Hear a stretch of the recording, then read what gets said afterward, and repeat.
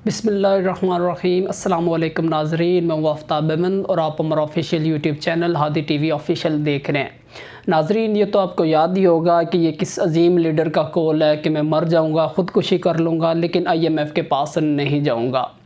लेकिन वक्त ने देखा कि वही घिसे फिटे और वही एक्सक्यूज़ बनाकर, वही नारे लगाकर जो कि गुज़श्ता हुकूमतें करती रही हैं कि ख़जाना खाली है, मुल्की कर्ज़े जब अदा करने हैं, गैर मुल्की कर्ज़ों की अदायगी करनी है, तो जिसकी वजह से मजबूरन हमें IMF के पास जाना पड़ा। जब भी कोई मुल्क IMF के पास कर्ज़ के लिए जाता है तो उसे कर्ज़ के लिए IMF की सख्त शराइत माननी पड़ती हैं। पाकिस्तान भी चूँकि आजकल IMF के पास कर्ज़ की दूसरी किस्त के वसूल की कोशिश में है, तो IMF की तरफ से जो भी उसको पाबंदियाँ या ऑर्डर दिया जाता है उसे माननी पड़ती हैं। शायद इसी वजह से जो है वो 9 मार्च को काबीना के एक इजलास हुआ जिसमें स्टेट बैंक के मुताल्लिक़ कुछ ऐसा जो है वो कानूनी मसवदा पेश किया गया जिसे मंजूर किया गया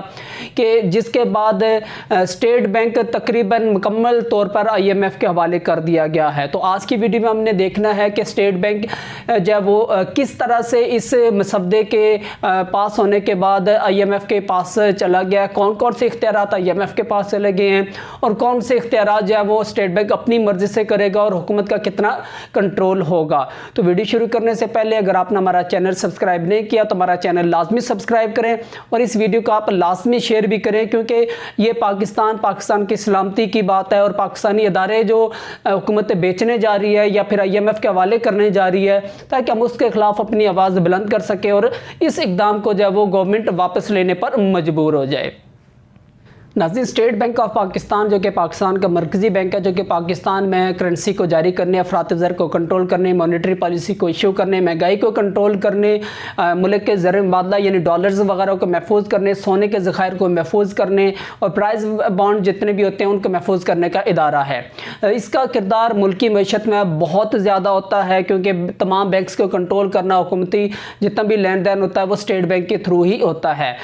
उमूमन देखने में आया कि जब भी स्टेट बैंक के मुताल्लिक़ मसवदा या कोई बात होती है तो वो उसे मंजूर करने से पहले अपनी वेबसाइट पर जब पब्लिश करता है, ताकि अवाम की और जो दीगर स्टेक होल्डर होते हैं उनकी जब वो राय उसके मुताल्लिक़ हासिल की जा सके। लेकिन जहाँ तक इस मसवदे की बात है जिसकी आज हम बात कर रहे हैं, इसमें ऐसा नहीं किया गया। इसमें अभी जब स्टेट बैंक से जब वो उसके जब वो नुमाइंदगान से जब बात की गई तो उन्होंने ये कहा कि अभी तक ये चूँकि पब्लिक नहीं हुआ है तो इसीलिए ये मसवदा किसी से भी शेयर नहीं किया जा सकता। लेकिन साफ़ी फिर साफ़ी होते हैं, वो जब किसी चीज़ के पीछे पड़ते हैं तो वो हासिल करके रहते हैं। तो कुछ साफ़ियों ने जब वो ये मसवदा हासिल किया और उसकी कौन कौन सी शिक्के हैं वो हम आपसे शेयर करेंगे और आप जब बताइएगा कि ये शिक्के पाकिस्तान के लिए कितने ख़तरनाक हैं। तो शुरू करते हैं और आज की वीडियो प्रॉपर और देखते हैं इसमें कौन कौन सी शिक्के हैं जो कि पाकिस्तान के हुकूमत से निकल कर अब IMF के पास चली गई हैं। नाज़रीन, इस मसवदे के बाद सबसे पहली जो शिक्के स्टेट बैंक को दी गई है, आज़ादी दी गई है, खुद मुख्तारी दी गई है, वो ये है कि अब नाज़रीन इस मसवदे के पास होने के बाद स्टेट बैंक को जो पहली खुद मुख्तारी दी गई है वो ये है कि स्टेट बैंक अब किसी भी बैनुल-अक़वामी इदारे से या अथॉरिटी से मालूमात का तबादला कर सकेगा। इसमें इस बात का कतन कोई जिक्र नहीं है कि वो किस किस्म की मालूमात जो है वो शेयर कर सकेगा, चाहे वो मालूमात खुफिया रखी गई हों, हुकूमत की तरफ से हों, वो बग़ैर इजाज़त के अब तमाम वो मालूमात किसी भी इदारे को दे सकेगा। इसमें यहाँ तक भी जब जिक्र नहीं है कि क्या जो मुल्की सलामती उमूर के जो होते हैं मामलात होते हैं या दफ़ा के जो मामलात होते हैं वो शेयर किए जाएंगे या नहीं किए जाएंगे। तो इससे ये भी खदशा है कि जो मुल्की सलामती या मुल्की दफ़ा के मामलात होते हैं, जो मालूमात होती हैं जो कि खुफिया होती हैं, वो अब बग़ैर हुकूमती इजाज़त के वो किसी को भी दे सकेगा। नाज़रीन, आपको ये पता होना चाहिए कि दफ़ा के मामले में हुकूमत जितनी भी अदायगियाँ करती है वो स्टेट बैंक के थ्रू जो है वो करती है। तो इससे जो है वो अब स्टेट बैंक वो तमाम मालूमात IMF को, अमेरिका को या दीगर ममालिक को या दीगर जो मालूमाती जो एजेंसीज़ होती हैं उनको ये मालूमात दे सकेगा, जो कि पाकिस्तान की सलामती, पाकिस्तान के दफ़ा के लिए एक बहुत बड़ा ख़तरा भी बन सकता है। इसका जब जवाब पेश करते हुकूमती तर्जमान ने यह कहा कि जो वो स्टेट बैंक इससे पहले भी इस तरह की मालूमात मुख्तलिफ माहिदों के तहत फ्राहम करता रहा है, लेकिन उसमें यह फ़र्क था कि जो मालूमात फ्राहम की जाती थी वो वज़ारत ख़ज़ाना के थ्रू फ्राहम की जाती थी उसकी मंजूरी के बाद। लेकिन अब ऐसा नहीं होगा। स्टेट बैंक ऑफ पाकिस्तान अब जो भी मालूमात चाहे वो खुफिया हों या जिस भी इशू से रिलेटेड हों वो बग़ैर हुकूमती इजाज़त के वो किसी भी अदारे को, किसी भी बैनुल-अक़वामी इदारे को फ्राहम कर सकता है, जो कि पाकिस्तान के लिए एक बहुत ही ख़तरनाक बात है। नाज़रीन, जो दूसरी जब वो शिक इसमें शामिल है वो ये शामिल है कि अब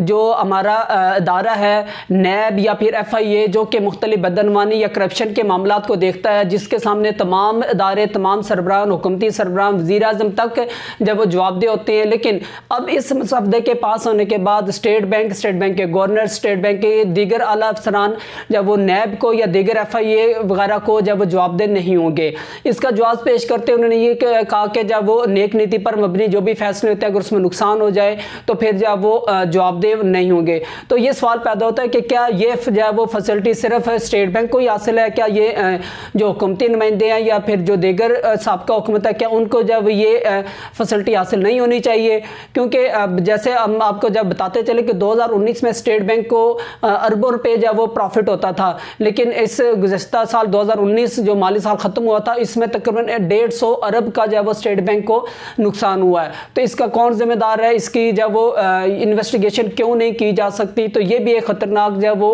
अलामत है कि स्टेट बैंक उसके जो गवर्नर हैं या उसके जो सरबराहान हैं स्याह करें, सफ़ेद करें, जो मर्जी करें, वो किसी भी अदारे को पाकिस्तान में जवाबदेह नहीं होंगे। नाज़रीन, इस मसवदे की जो तीसरी शिक है उसके तहत स्टेट बैंक के जो गवर्नर है उनके इख्तियारात को लामहदूद कर दिया गया है और उनकी मुद्दत मुलाजमत को 3 साल से बढ़ाकर 5 साल कर दिया गया है। नाज़रीन, आपको बताते चले कि पाकिस्तान में जितने इदारे हैं उनके जो सरबराहान होते हैं उनकी मुद्दत मुलाजमत 3 साल होती है, जिसमें एक मुद्दत की मज़ीद तोसी की जा सकती है, जिसमें चीफ ऑफ आर्मी स्टाफ भी शामिल हैं। लेकिन जब वो बगैर किसी वजह के स्टेट बैंक के गवर्नर की मुद्दत मुलाजमत 3 साल से बढ़ाकर 5 साल कर देना, ये भी बहुत से शकूक और शुबात को जन्म लेता है। इसके साथ साथ जो स्टेट बैंक के जो गवर्नर होंगे उनकी जो मरात जो होंगी, उनकी जो सैलरी होगी वो अब वफाकी हुकूमत जब डिसाइड नहीं करेगी, बल्कि जब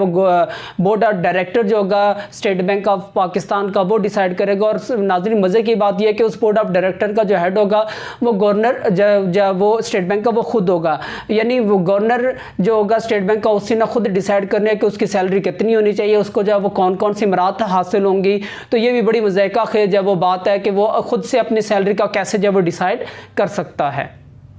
नाज़रीन, जो अगली शिक इस मसवदे की, इसके तहत स्टेट बैंक के जो अहदाफ होंगे, जो टारगेट होंगे, वो को उनकी जब तरजीह फहरिस्त जब इशू की गई है, जिसमें स्टेट बैंक के अहदाफ में शामिल होगा कि महंगाई को कंट्रोल करना, अफरात ज़र को कंट्रोल करना, मॉनेटरी पॉलिसी को जारी करना, शरह तबादला का जब वो तयन करना, इस तरह के दीगर जो अमूर होंगे वो स्टेट बैंक की फहरिस्त में शामिल होंगे उनकी ड्यूटीज़ या जिम्मेदारियों के तौर पर। लेकिन इसमें जब वो मज़े की बात नाज़रीन आपसे शेयर करते जाए कि ये जो अहदाफ होंगे, जो टारगेट होंगे, ये स्टेट बैंक खुद ही तय करेगा और खुद ही इस पर अमल करेगा। ऐसा नहीं होगा कि कोई दूसरा इदारा या गवर्नमेंट जो वो इसके अहदाफ जब तय करेगी और फिर स्टेट बैंक उसको अचीव करने के लिए उस पर अमल करेगा, बल्कि ये टारगेट सेट भी स्टेट बैंक खुद करेगा और उस पर अमल भी खुद करेगा, जो कि एक बड़ी अजीब सी बात है। और इस वजह से भी जब वो काफ़ी तनकीद का जब वो मुजाहरा किया जा रहा है तमाम लोगों की तरफ से, अपोजिशन की जानिब से भी। इस मसवदे की जो आखिरी शिक है वो भी गरीब आवाम के लिए बहुत परेशानी की जब वो वजह बनी हुई है, क्योंकि स्टेट बैंक ऑफ पाकिस्तान मुख्तलिफ फ़ाइनेंसिंग स्कीमों के थ्रू जो इम्पोर्टर एक्सपोर्टर्स होते हैं उनको इमदाद फराम करता है, उनको आसान कर्ज़े फराम करता है, सनतकारों को जब वो कर्ज़े फराम करता है, किसानों को कर्ज़े फराम करता है, ख़वातीन को कर्ज़े फराम करता है, या जो माजूर अफराद होते हैं उनको भी आसान शराइत पर कर्ज़े फराम करता है। लेकिन इस मसवदे के पास होने के बाद अब स्टेट बैंक ऐसे कोई भी रियाती कर्ज़े जारी नहीं कर सकेगा। जैसे आपको बताते चलें कि कोविड के दौरान जब वो अस्पतालों की इस्तेदाद कार को बढ़ाने के लिए स्टेट बैंक ने आसान कर्जे जारी किए थे, ताकि जब वो कोविड के जो मरीज़ हैं उनकी ज़रूरियात को पूरा करते हुए वेंटिलेटर या दीगर जो आलात ख़रीदे जा सकें। लेकिन अब इस मसवदे के पास होने के बाद इस तरह का कोई भी रियायती कर्जा, आसान कर्जा स्टेट बैंक ऑफ पाकिस्तान जारी नहीं कर सकेगा, यानी गरीब आवाम को कोई भी सहूलत अब स्टेट बैंक की तरफ से नहीं मिलेगी। नाज़रीन, इसके साथ साथ जो मज़ीद तनकीद की जा रही है वो ये है कि जो स्टेट बैंक के जो गवर्नर आते हैं वो झंडे वाली गाड़ी पे आते हैं और जैसे ही वो उनसे झंडे वाली गाड़ी ली जाती है वो दोबारा से दूसरे मुल्क चले जाते हैं, यानी पैराशूट के ज़रिए आते हैं। ये कोई इलेक्टेड नहीं होते, ये सिलेक्टेड होते हैं। इनका पाकिस्तान से कोई स्टेक नहीं होता, इनकी फैमिली पाकिस्तान में नहीं होती, इनका कोई मफाद पाकिस्तान में नहीं होता। ये सिर्फ मखसूस टाइम के लिए, मखसूस असाइनमेंट के लिए पाकिस्तान आते हैं और उसके बाद जैसे ही उनकी मुद्दत मुलाजमत पूरी होती है ये दोबारा से बैरून ममालिक चले जाते हैं। जाते हैं। तो ऐसे अफराद जो कि इस तरह से आते हैं, जो कि दोबारा पाकिस्तान में नहीं रहते, उनको ऐसे इदारे का जब वो सरबराह बनाना और उसको जब वो नैब या दूसरे इदारों से के सामने जवाबदेह ना ठहराना, ये बहुत ही ख़तरनाक जब वो बात है। अब हम बिल्कुल ये ठीक है कि स्टेट बैंक को थोड़ा सा आज़ाद किया जाए, लेकिन उसे इस तरह से खुद मुख्तार ना किया जाए, उसे दूसरे जो IMF या दीगर जो एजेंसीज हैं उनके हवाले ना किया जाए। ये ना हो कि कल पाकिस्तान को जब वो पछतावा कर उठाना पड़े और पाकिस्तान जब वो अफसोस करता रह जाए और तमाम जब वो मामलात गैर मुल्की एजेंसियों के पास चले जाए। नाज़रीन, आपको थोड़ा सा माजी का रेफरेंस देते चलें कि जो जब ये मौजूदा हुकूमत आई थी तो उन्होंने जब वो तनकीद की थी कि नून लीग ने जब वो मोटरवे गिरवी रख लिया, रेडियो पाकिस्तान की बिल्डिंग जब वो गिरवी रख ली है, पाकिस्तान टेलीविज़न की बिल्डिंग जब वो गिरवी रख के कर्जे ले लिए हैं, तो अगर उन्होंने ऐसा किया था वो गलत था। तो इमरान खान साहब आप जवाब दें, आप भी तो वही कुछ कर रहे हैं। आप भी तो अपने इदारे, आपने तो वादा किया था कि हम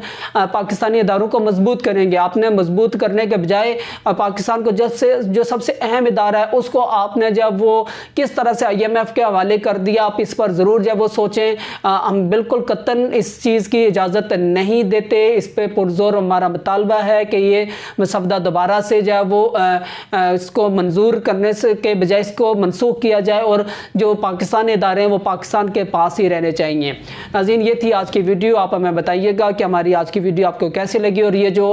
मसवदे हैं इसमें जो शिक्कें शामिल हैं ये पाकिस्तान के लिए कितने ख़तरनाक जब वो बात है, ये भी आप हमें कमेंट सेक्शन में लाजिम बताइएगा। अगली वीडियो तक के लिए मुझे इजाज़त दें। शुक्रिया। अल्लाह हाफ़िज़।